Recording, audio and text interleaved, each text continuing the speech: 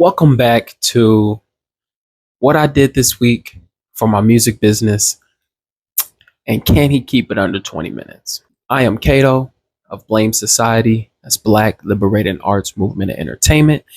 And let's jump into the work. First thing I wrote down for this week's vlog was I got a notification from the virtual mailbox, and basically I finally got word that the IRS had they responded to that letter I sent. If you don't remember, because I forgot too, right? That's why we're doing this. When I had filed for my EIN, my employer identification number, I had neglected to put society on the paperwork. So it said Black Liberating Arts Movement and Entertainment. It did not have society. So I tried to call them, remember? And upon me calling them, they had told me that I needed to write a letter. And in that letter, I needed to have certain things. But I remember saying to myself and out loud that if I didn't hear from them in 30 days, I was going to just reach out myself. I totally forgot. And I'm sure you did too, right? And so they sent a letter back, and they basically was just like asking for more information. We received information indicating you may have changed the name of your business. Before we can update our records, we need more information. Please provide the following documentation reflecting the name change depending on your type of business. Limited liability company, and what they need from me are the articles of organization or articles of amendment. It wasn't a big deal for me to pull out my articles of organization, made a copy. I put that thing in an envelope, and this time, because of my coworker, shout out to her, she had gave me a handful of envelopes the last time. I was able to mail that letter like the same day. So I'm really happy about that. Something else that happened was we had a power outage. Holy crap. The power was out for about 7 hours, right? Probably about 8. We had just went grocery shopping too. That's what sucks. And so gratefully we were able to use the insurance, and we got that like reimbursed. So we were able to get groceries again. Shout out to USAA. But anyway, during the power outage, I can't use I use a desktop to do my uploads and things like that, especially when it comes to uploading the vlog to YouTube, right? So it starts on my phone, and then from there I edit it on my phone. And then when I'm ready, I upload it to YouTube, but I need to use a desktop for that. And so with the power being out, I didn't know what I was going to do, bro. Gratefully, right as I finished the video and needed to upload it, the power had came on. So it was like, shh. Man, this one might be quick today. I don't want to jinx myself, but I met with Raasquiat.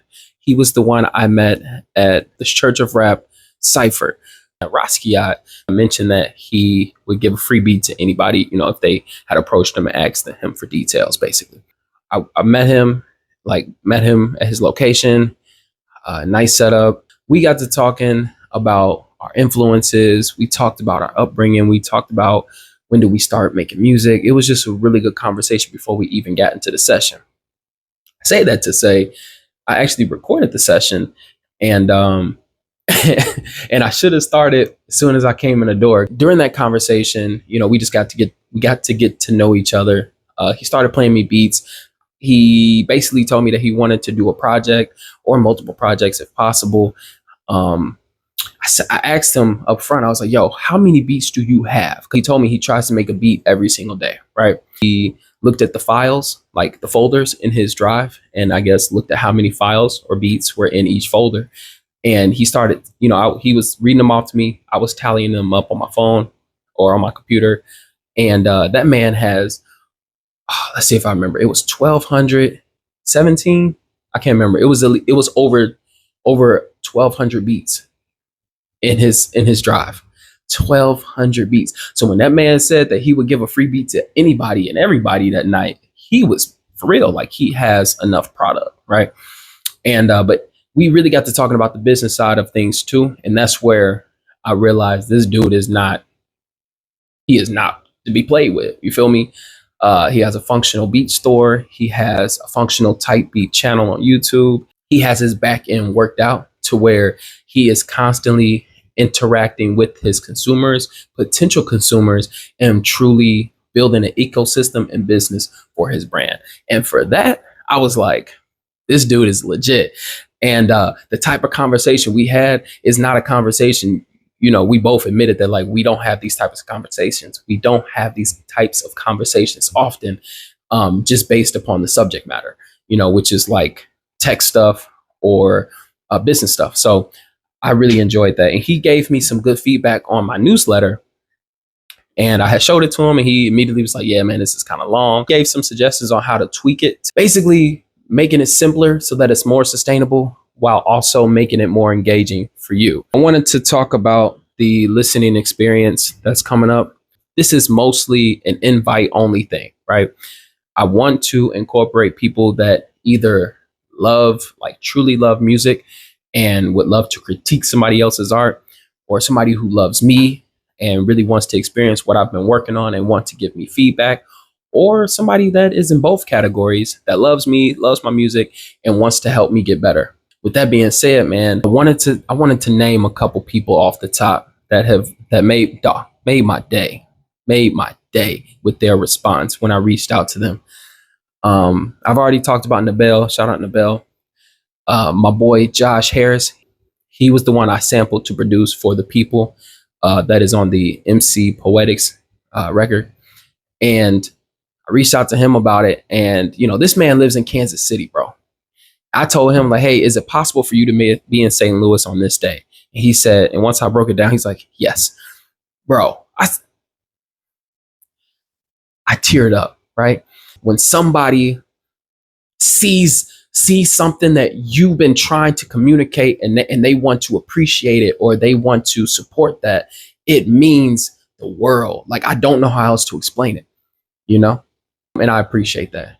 Linda was one who, when I gave her the information, she was excited. She was like, yes, I would love to support. Stuff like that makes you feel good, man. Chad, yep, he talking about he gonna bring a +1. He asked me, can I bring somebody? Yes. What? Of course. If I invite you, you want to bring somebody else? Yes, you're doing me a favor. Alexander, I appreciate you, cuz. 100%. I truly do. Kim, Coop. Shout out to Coop, man.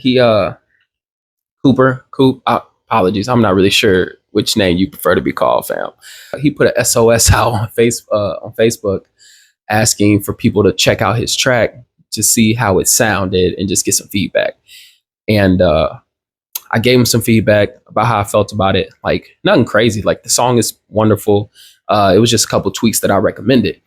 And he was like, I appreciate your ear. I appreciate the time you're doing. And blase. And I said, hey, as somebody who takes feedback well, because that's important. So as somebody who takes feedback well, and would you be willing to return the favor? I give him the details and he was down, bro. Like, I'm excited. You know what I'm saying? Like, I appreciate that. Y'all have no idea how that makes a brother feel, man. To know that the goal that I set is getting reached, like I'm attaining it. The value I set for myself is being acknowledged. That's the word. Yeah. You know what I mean? That's a big deal, fam. I started working on the merch, which are going to be customized t-shirts for all the guests that show up, right? It's part of the ticketed price. And that's why I really wanted to do this. And I'm doing them myself, right? They're going to be the crew tees, but I asked what you want on your shirt in the form. And so I started one and I just, it came out better than I thought it would. Okay. And I can't wait to share them with you guys. I use Ninja Transfer to get the blanks. You could go to Michael's and things like that to get these, but I wanted better fabric, and Ninja Transfer has a pretty good price. And dude, their shipping is quick. So it was like less than 24 hours. I ordered the vinyl, which will be heat transfer vinyl that goes on the shirts. That's how I create the heart and the customizations for you. I'm excited to share those with you. But so I got like 6 colors. I think it's black, white, red, green, gold. So maybe it's 5 colors. And so yeah, I can't wait to share the footage of me making the shirts with you guys this time around.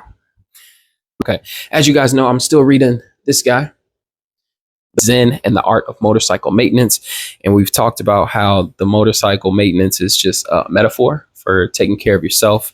The author or the narrator in the story is talking about gumption, and gumption is referring to the spirited or shrewd initiative to get something done, right? So, like, you feel good about doing something.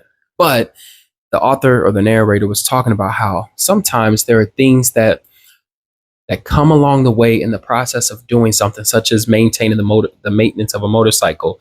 When you're taking it apart, putting it back together, there are certain things you have to do to make sure that your gumption stays high so that you can complete this process successfully. But sometimes things get stuck, things just don't work out.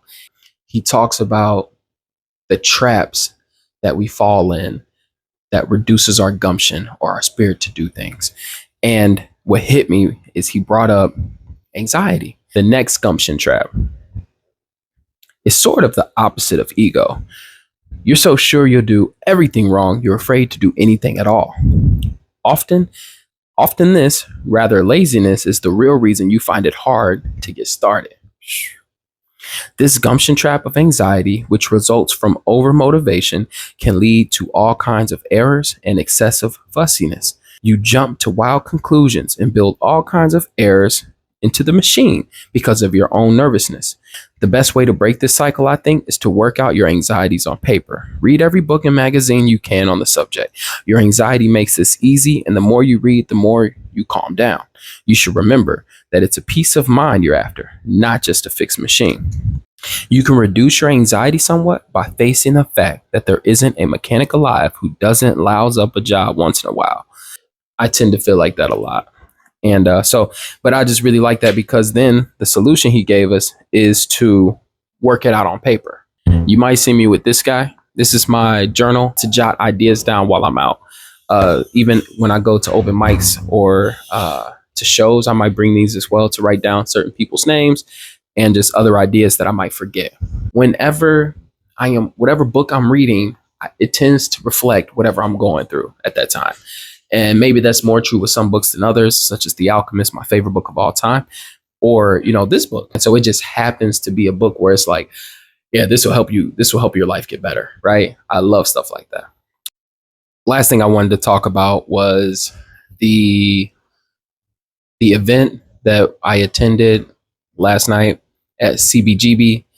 I was invited on behalf of Sasha. She was on the ticket to perform that night. Surprise, surprise, she was the opener. I did not realize she was going first. She did the same song she did at the other showcase, at the Church of Rap showcase. And so that means I did my verse for How Bad and my verse for Wrong One. She did an absolute awesome job. Her voice was on point, moves were on point. She did a great job. Like, so good that during How Bad, mind you, I've been practicing. Okay. I swear I've been practicing my verse, bro. Like, this is embarrassing. Why did I forget my opening lines, bro? Why did I forget my opening line? I've been thinking about that a lot. And I was like, is it because I haven't been here before? Is it because like in that moment, like I was so caught up in what I was doing or prepared, like I blanked out. Like the chorus ends, the beat is still going, and I'm like, she starts mumbling the beginning of my verse, and I came in on like the third bar, and I was able to get through it without a mistake after that. But I was just like, I guess it's better. Hopefully next time I'll have that mug 100%. That was embarrassing, bro. That was so embarrassing. I felt like a newbie, and I'm gonna tell you why. Okay, so before I started talking about the sets, right? Okay, so she did her 4 songs, and then after her came a lady by Suge Avery. Okay, I'm gonna try to keep this quick. Basically, Suge, I was able to talk to Suge before the show, and I also talked to somebody else before the show as well. And I asked her, how long she's been doing music. She said since like 06, 07. She said she just started performing, which after last night, I don't believe that. She killed it. I asked her, what is one song I should listen to really get to know who you are, that'll bring a fan or bring myself into that world to appreciate what you do? And the name of the song she told me was Born to Hustle. Now, after getting that information, I haven't got a chance to listen to it yet. but I definitely will, and I'm gonna probably put that information in the description. I don't know what I expected her act to be, but she raps good, like, and she can sing a little bit. Like it was fire. Like the vibes she gave were amazing, and so shout out to Suge Avery. I really did enjoy her set. I sat down with Soul Supreme. First of all, y'all, can I tell y'all something? Sasha asked me to bring the music on a flash drive as a backup just in case, because that's what the DJs had asked her. I had told her I would definitely take care of that for her, no problem. Y'all, why did I get to this event at about 8:08 and realize I left the flash drive at home? Before I realized it, I had ordered me a water from the bar and I sat down at the table. I was going through my notes. I was just taking in the environment, a beautiful spot, beautiful place. And it hit me. I was like, oh my God, I forgot the flash drive. Before I got up, I noticed there was another melanated being that walked in the door, had long locks. He had a very pronounced walk. You hear me? I stand on this. I think some people, you can just kind of look at them and tell that they are a creative being, like they are an artist in some shape, form, or fashion. You know what I'm saying? Like, I'm not saying they have like a specific aura or anything like that, but like you can just kind of tell sometimes, not all the time. This time I was like, I feel like he might be a performer. No time to think about that right now. I had to leave and go get this flash drive. I came back 10 minutes later. He was sitting at the table, the specific chair that I was sitting in when I had came and ordered the water, right? And so I was like, hey, did anybody touch this water? He was like, nah. I was like, all right, cool, man. I was like, hey, do you mind if I sit here? He's like, nah. I was like, cool. And so we started talking, man. And I had no idea who he was. I know now, because this dude is crazy in a good way. I asked him the same question, like if what is like your favorite song that you have that you would tell somebody to listen to get to know you. And the song he recommended was called Sunshine, and it's only available on YouTube because due to a cease and desist order that was sent to the producer because of the sample that was used. So they took it down all the platforms, and the only place it was allowed to stay up was on YouTube. Sunshine is a fire beat, or excuse me, a fire song. I listened to it today. You can watch the video. It's actually a video on YouTube, and this is like a 5-year-old song. So if you're watching this, could you please comment, was this a song that you performed at the CBGB? If you could confirm that, that'd be great. One of the things I asked him was, I asked him, where does he see himself in 5 years? And the first response he gave me, which something I need to remember, is I don't know, because I'm in the now. It's like facts. Like, but you know, if I had to really put a finger to it, he gave a couple of things, a better position at his job, both of his cars running. Then he proceeds to tell me what kind of car he has. Forgive me, I forgot what he said, but he did have a picture of it because it's like a project car that he's working on. So shout out to that. And then we talked about music and just bands in general.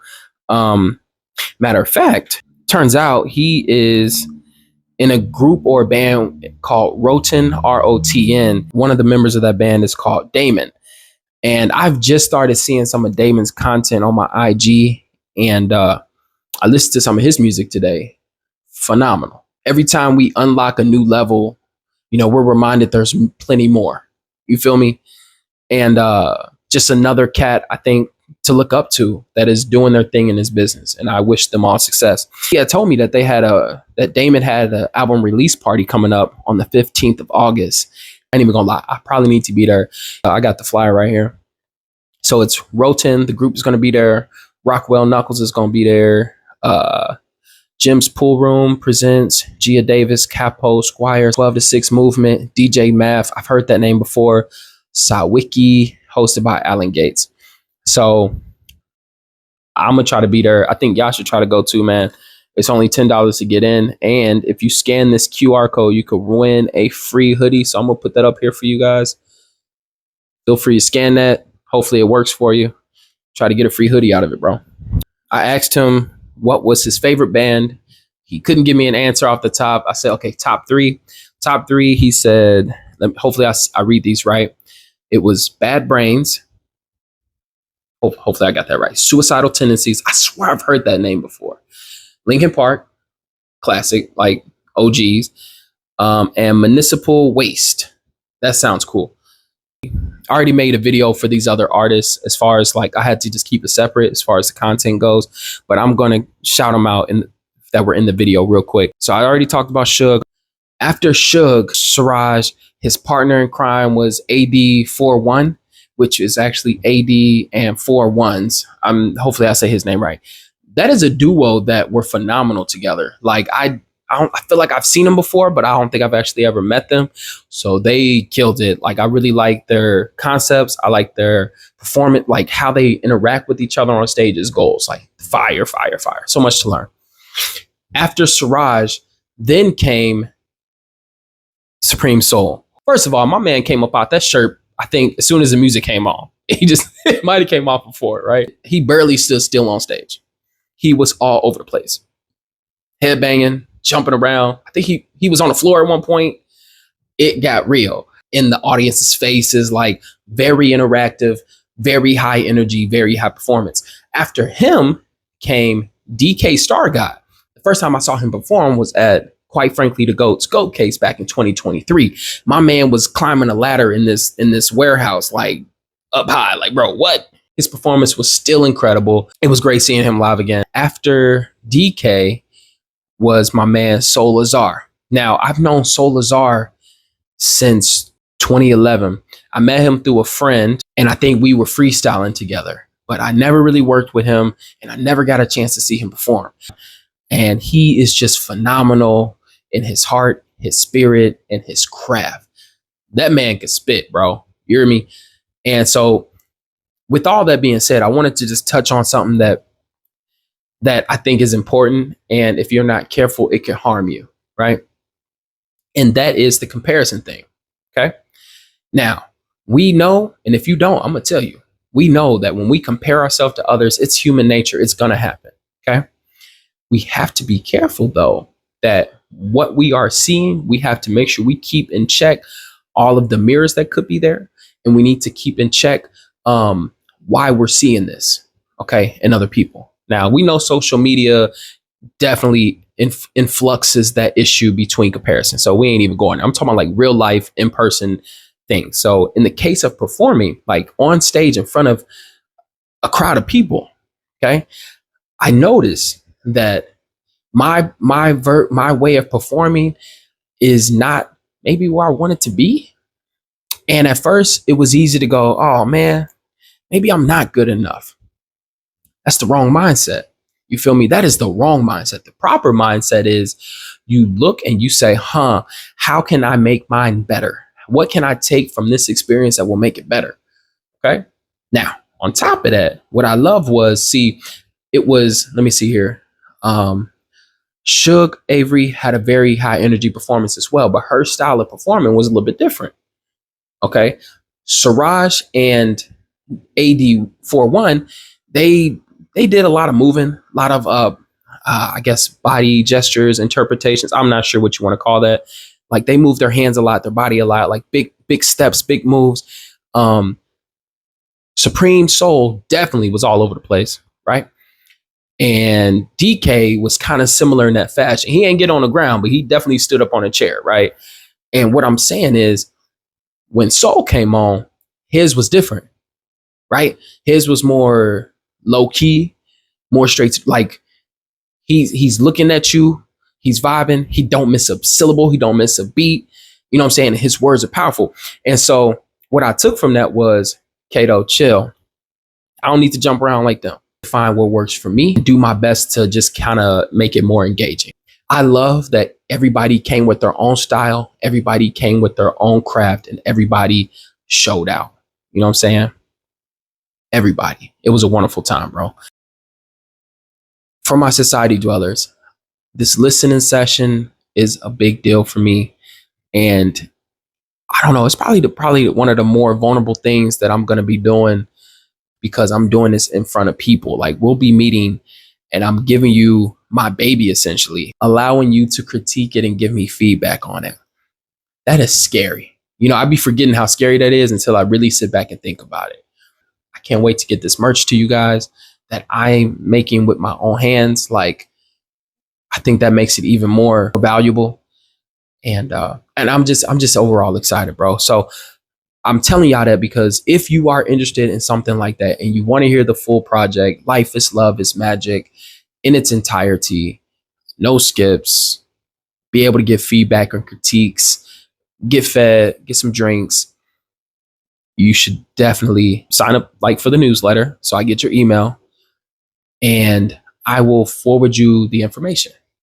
At this point, we got about 8, I think maybe even 7 slots left. If everybody who said that they're going to get on board and sign up and complete the registration, we're going to be wrapping this up soon. Okay? So if you haven't joined, now is the time, bro. And so I guess that's the perfect place to end. catoofficial.bandcamp.com. Check out the catalog, download something, donate something, share something, anything to that nature is always appreciative. If nobody has told you that they love you today, just know that I do. And I always will. Again, my name is Cato. B.L.A.M.E Society. That's Black Liberating Arts Movement and Entertainment Society. Take care, and I'll see you guys next week.